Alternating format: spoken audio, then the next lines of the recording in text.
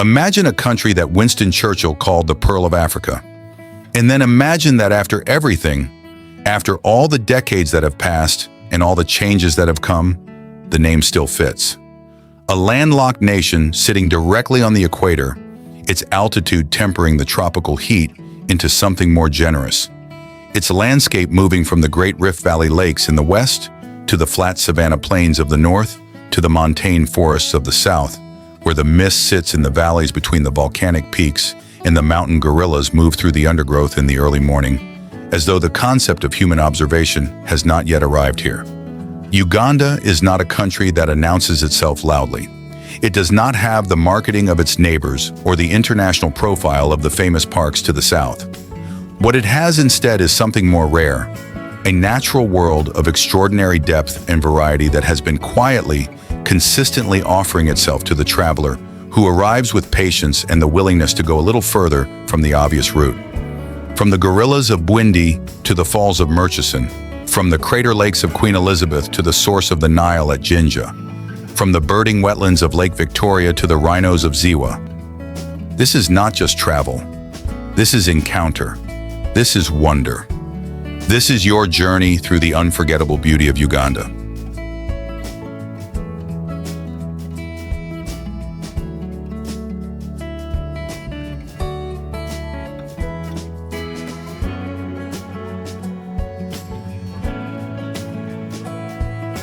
Bwindi Impenetrable National Park. The forest earns its name before you reach the first trail marker. The vegetation on both sides of the path in Bwindi Impenetrable National Park is dense beyond what the word dense normally suggests. A wall of green pressing from both sides, the canopy closing overhead, the light filtering down in the diffuse, directionless quality that only a forest this thick produces. The Bwindi forest has been growing in the southwestern corner of Uganda for over 25,000 years, surviving the ice ages that cleared the surrounding landscapes by holding its moisture through the valley systems of the Albertine Rift. It is ancient in the way that very few forests on Earth are ancient, and somewhere inside it, in groups of between 5 and 30 individuals, live approximately half of the world's remaining mountain gorillas. The gorilla trek begins at dawn. The hike into the forest to find the family takes between 30 minutes and 5 hours, depending on where they have moved overnight. And then the ranger stops and steps aside, and there they are. The silverback sits not 5 meters from the trail, 170 kilograms of muscle and absolute calm, pulling leaves from a branch and eating them with an unhurried efficiency that suggests he is entirely comfortable with your presence and has simply decided you are not interesting enough to react to.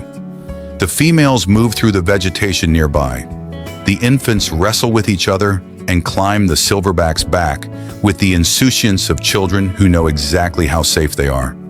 The eyes of a mountain gorilla at close range are the thing that stays with you. Dark, deep, intelligent, receiving your gaze and returning it without aggression, without performance, without any of the responses that the human nervous system, accustomed to the reactions of other animals, has been trained to expect. The gorilla simply looks, and the looking changes something. The hour passes at a speed that ours in this forest should not be permitted to pass. And then the ranger says quietly that the time is finished, and you step back, and the family continues its mourning, and you carry the hour out of the forest with you in a way that most hours do not survive the journey.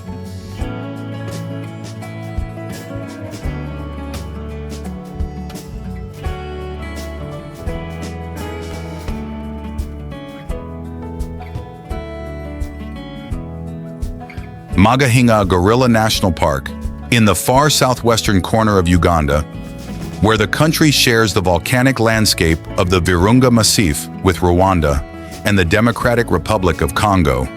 The Mgahinga Gorilla National Park rises above the surrounding farmland in 3 ancient volcanoes, Muhabura, Mgahinga, and Sabinyo, their forested slopes climbing from the park boundary to summits above 3,000 meters that are wreathed in cloud for most of the year. Mgahinga is smaller than Bwindi and less visited, and both of these facts give it a quality of stillness that the larger park does not always have. The gorilla family that inhabits the park, the Nyakagezi group, has been fully habituated and moves between Uganda and Rwanda as the vegetation and the season direct. The international border and administrative boundary that the gorillas cross without acknowledgement. The golden monkey, the brightly colored primate found only in the Virunga volcanic forests, its face of vivid orange gold against the dark bamboo of the forest above the park, inhabits Mgahinga in habituated groups accessible for trekking. The combination of gorilla tracking and golden monkey tracking in a single park visit, the two primates in two different forest zones on the same mountain, is the experience specific to Mgahinga that no other park in Uganda provides. The summit hike of Mount Sabinyo, the oldest of the three Virunga volcanoes in Uganda, its eroded summit ridge forming the point where Uganda, Rwanda, and the DRC meet simultaneously, crosses three international borders at 3,645 meters in the same morning, the three countries visible in the valleys below on a clear day.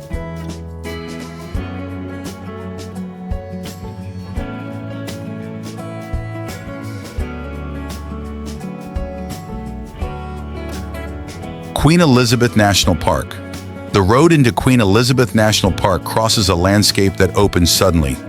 From the forested hills of the southwest into the flat, golden savanna of the Rift Valley floor, the Rwenzori Mountains rising on the western horizon above the Congo border, their slopes disappearing into cloud at altitude, their glaciated peaks invisible most days and extraordinary on the days they are not.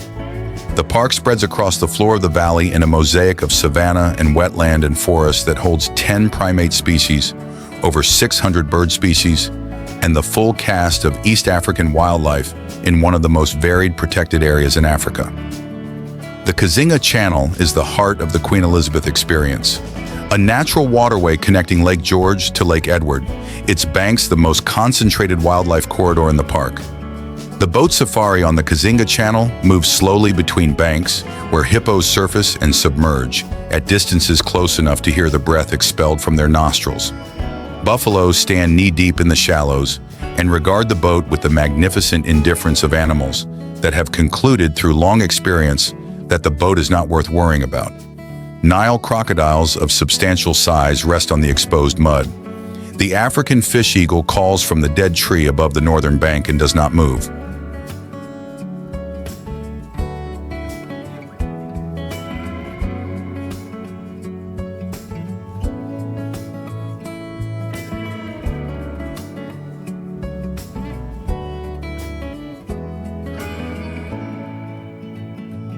Murchison Falls.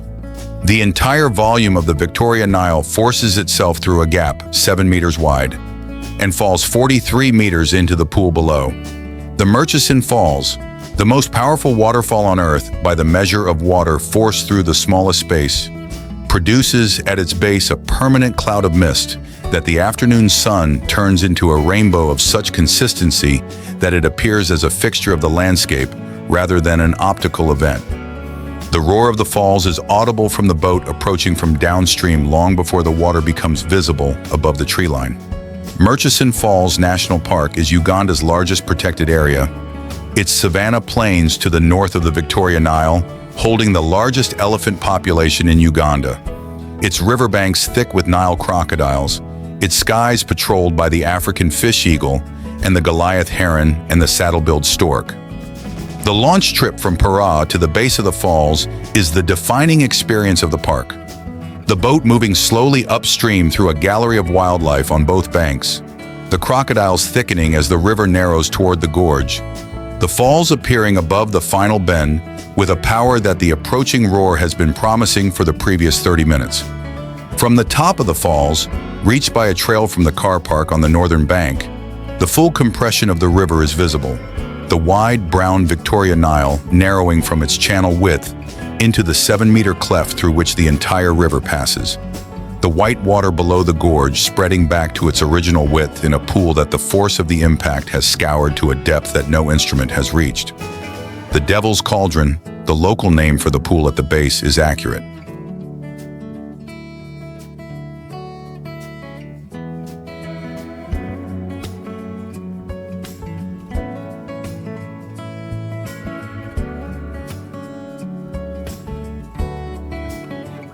Nile River, Jinja. The Nile begins here, or at least the White Nile begins here, the specific point where the water of Lake Victoria narrows and accelerates and becomes a river, and begins the 4,200-kilometer journey north that will carry it through Uganda and Sudan and Egypt to the Mediterranean Sea. The town of Jinja in eastern Uganda sits at the source, and the source itself, a point of particular turbulence where the lake water meets the river current, is marked by a monument that the visitors photograph and the river ignores. The Nile at Jinja is young and vigorous, and emphatically not the contemplative river of Egypt. It churns through a sequence of rapids in the first kilometers of its existence that make this stretch of river one of the finest whitewater destinations in Africa.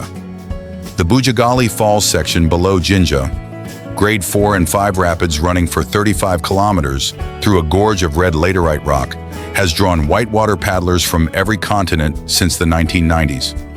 The sunset from the source of the Nile Gardens above the confluence, the lake behind, the river beginning below, the equatorial sky turning the water from brown to gold to copper as the sun drops toward the western horizon, is the most atmospheric way to end a day in Jinja.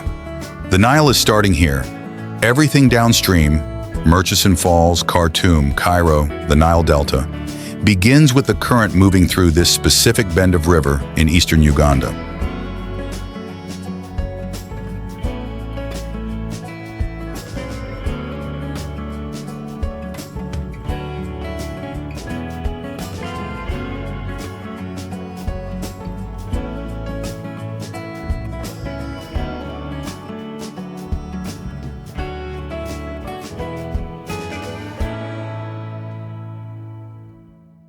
Kampala.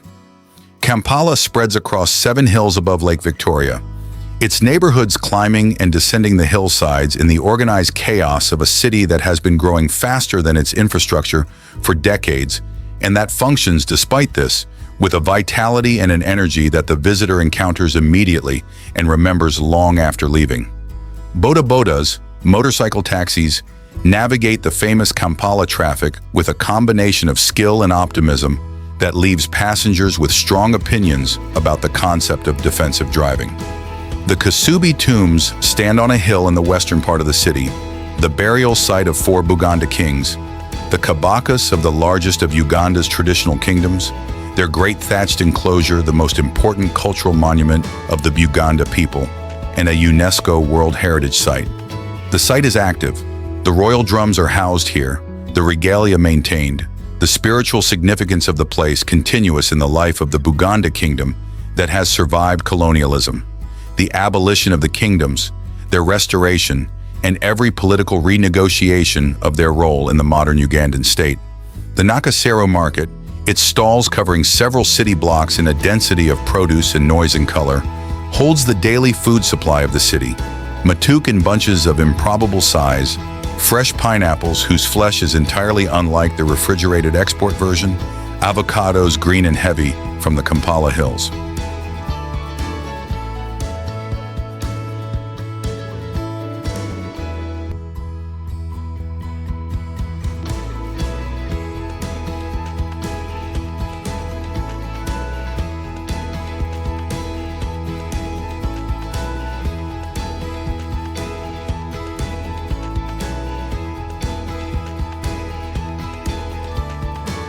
Entebbe. On the shore of Lake Victoria, 40 kilometers south of Kampala, Entebbe sits at the edge of the lake in the quiet that the capital does not have. The botanical gardens extending to the water's edge, through a forest of old trees, whose canopy shelters the gray-crowned crane and the black and white casqued hornbill and the vervet monkeys that move through the branches, with the casual ownership of animals who arrived here before the gardens were planted. The Uganda Wildlife Education Center in Entebbe holds the country's national conservation and rehabilitation facility. The shoebill stork that cannot be returned to the wild, watching the visitors from behind its enclosure, with an expression that the shoebill's fixed physiognomy makes permanently unreadable.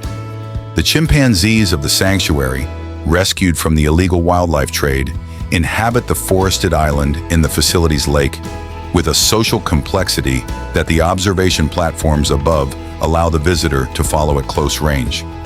The Entebbe Peninsula extends into Lake Victoria in a series of coves and bays that the fishing community has worked for generations. The wooden fishing boats pulled up on the beach in the early morning after the night's work. The catch spread on the grass above the waterline, the pelicans waiting at a respectful distance that the fisherman's presence still maintains. The lake at Entebbe in the morning light, the equatorial sun arriving fast and flat over the water, the islands of the Cease archipelago visible on the southern horizon, is the image of Lake Victoria that the tourist photographs do not always capture. Enormous, calm, ancient, entirely itself.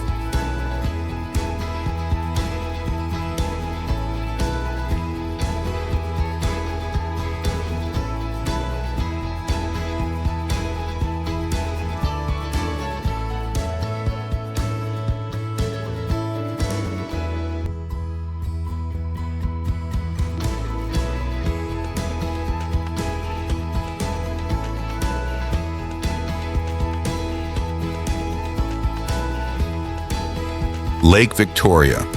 Lake Victoria is the largest tropical lake in the world, its surface covering 68,000 square kilometers between Uganda, Kenya, and Tanzania. A freshwater sea that the three countries share and that supports the largest freshwater fishing industry in Africa, the daily lives of 40 million people on its shores, and an extraordinary diversity of life in its waters. The Nile perch and the tilapia that the commercial fishery targets move through waters that also hold over 500 species of cichlid fish, many of them endemic to the lake, many of them found only in specific bays or at specific depths. The evolutionary radiation that the lake's isolation produced over millions of years, giving it a biological uniqueness that its surface gives no indication of. The Sisi Islands, 84 islands in the northwestern corner of Lake Victoria, accessible by ferry from Entebbe, are the lake in its most unhurried form. The forested shores, the fishing villages at the water's edge, the chimpanzees in the interior forest of Ngamba Island, the papyrus beds at the bay entrances where the African jacana walks across the floating vegetation, as though the water below it is simply another kind of ground.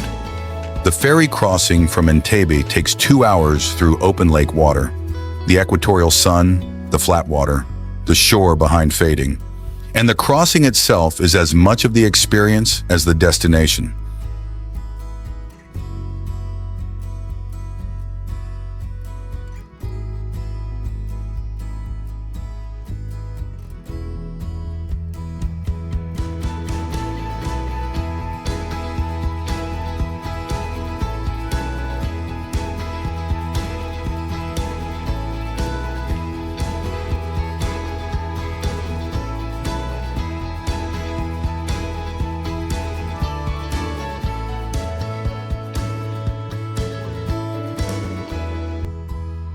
Lake Bunyonyi.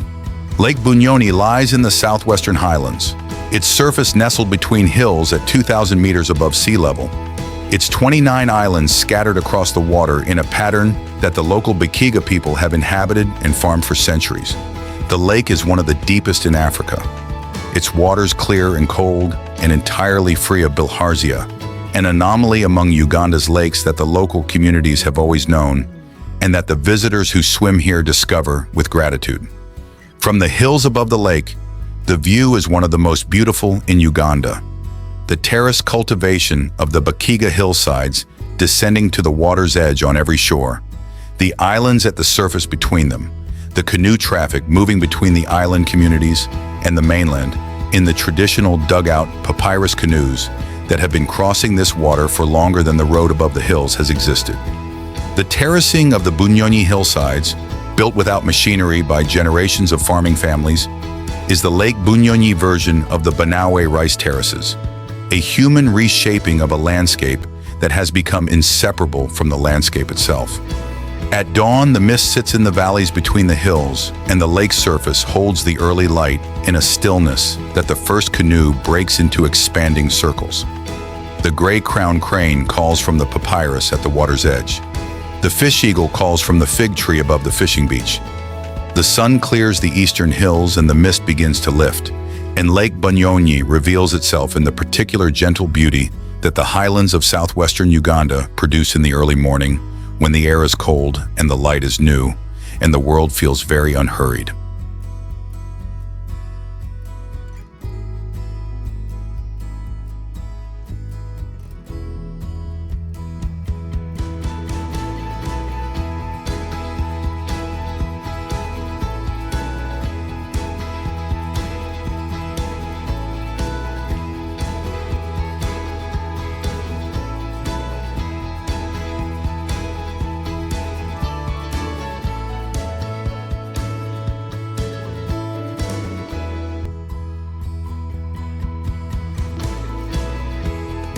Ziwa Rhino Sanctuary.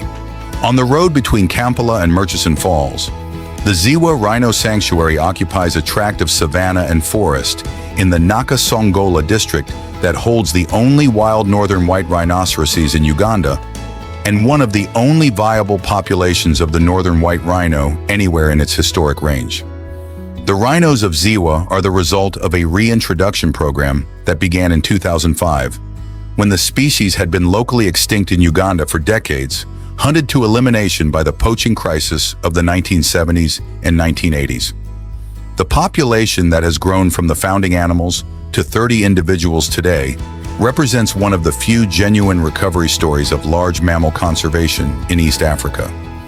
The rhino tracking at Ziwa is done on foot, accompanied by armed rangers who know the current locations of the animals and who navigate the thicket and the savanna toward them with the tracking skills of people who have been doing this daily for years. When the rhino appears, enormous, gray, prehistoric in its proportions, its horn the feature that made it a target, and that its species is slowly recovering the right to carry. The scale of it and the proximity of it and the knowledge of what it took to bring it back produce a response in the visitor that the word impressive does not adequately contain. At night, the Ziwa Rangers maintain a 24-hour monitoring program. The rhinos track through darkness to protect them from the poaching threat that has not entirely disappeared.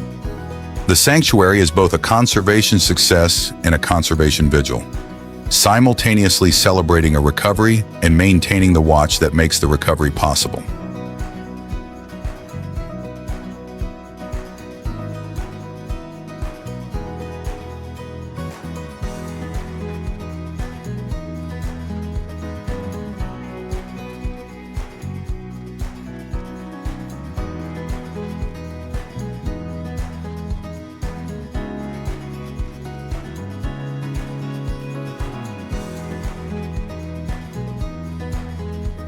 Ugandan food and culture.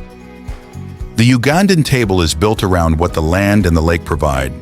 Matuke, the steamed green banana, its flesh cooked to a dense pale yellow starch in the banana leaf wrapping that the Baganda people have been using as a cooking vessel for generations, is the staple of southern Uganda, served with groundnut stew or beans or the roasted goat that is the celebration meat of every significant gathering. The groundnut stew, peanuts ground and slow-cooked with onion and tomato into a sauce of extraordinary depth and warmth, is the flavor that Ugandans who have lived abroad report missing most consistently. The Rolex is the street food of Uganda. Not a watch, but a chapati rolled around a fresh egg omelet and fried vegetables. The name a contraction of the instruction from which it was invented. Rolled eggs. Sold from roadside stalls in every town and village in the country, it is the breakfast and the late-night snack and the between-meal solution that the Ugandan street food economy has refined to a precision that the simple ingredients do not suggest. The coffee of Uganda, Robusta from around Lake Victoria and Arabica from Mount Elgon, is among the finest in Africa. The Ugandan coffee ceremony, in the tradition of communities that have grown and prepared it for centuries, is the sharing of something the land produces and the culture has always known how to honor.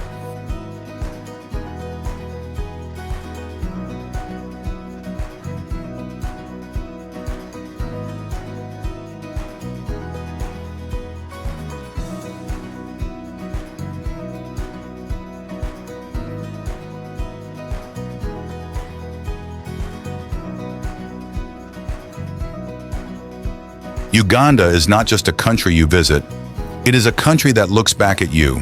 From the dark, intelligent eyes of a mountain gorilla, 5 meters from the trail in Bwindi, from the 7-meter gap in the rock through which the entire Nile passes at Murchison, from the face of a white rhino at Ziwa that took 20 years of daily vigilance to bring back to this ground, from the surface of Lake Bunyonyi at dawn, when the mist is in the valleys and the canoe is the only movement on the water, from the source of the Nile at Jinja, where the world's greatest river takes its first steps, to the volcanic peaks of Mgahinga, where 3 countries meet at the summit and the golden monkeys move through the bamboo below, from the tree-climbing lions of the Ashasha Plains in Queen Elizabeth Park, to the shoebill stork standing motionless in the papyrus at the edge of Lake Victoria, from the Kazinga Channel at sunset with the hippos and the buffalo and the mountains behind, to the thatched enclosure of the Kasubi tombs where the Buganda kingdom maintains its continuity through everything that history has placed in its path.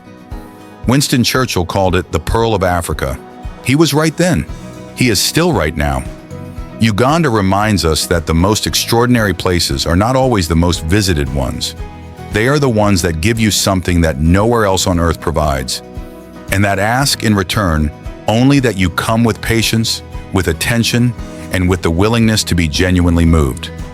If this journey moved you, don't forget to like, share, and subscribe, because the world is full of wonders and your next adventure is already waiting to begin.